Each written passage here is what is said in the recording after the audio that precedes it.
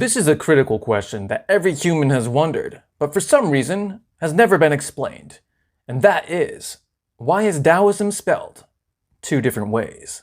Here's what's up. For the Chinese language, we currently use a transliteration system called pinyin. It's very neat and orderly. However, before that became instituted, we used to have a system called Wade-Giles up until 1958. Now, in some ways, this older system was better at accurately representing phonetics, but in other ways, it was a complete dumpster fire for no discernible reason. K was a G sound, and because of that, Americans proudly know the word kung fu.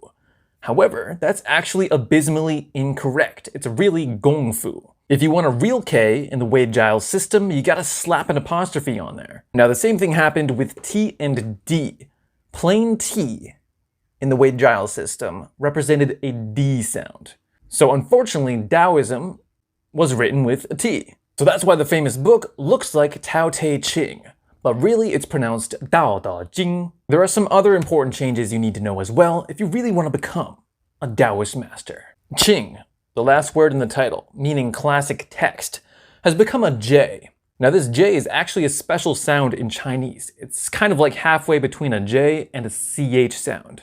Jing. But this change is important to note because you'll see it in other words as well, like Tai Chi, which nowadays looks like Tai Ji. Okay, last important difference between the pinyin and Wade-Giles system for Daoism. Is it Laozi or Laozi? Well, it's now the second one. However, it's always been pronounced Laozi. The pinyin Z is shorthand for a TZ sound, and the I signifies a short IH sound. Zi.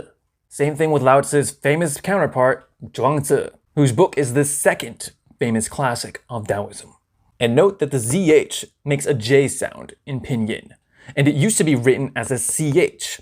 And now the Wade-Giles CH sound is actually very tricky because it becomes four different things in pinyin, depending on the situation. It can become a J or a ZH, like we pointed out, or it can also become a Q and a CH. For example, Taiji Chuan is now written with a Q. So there's tons of other changes to learn, and you've really got to study pinyin if you want to get all the pronunciation right.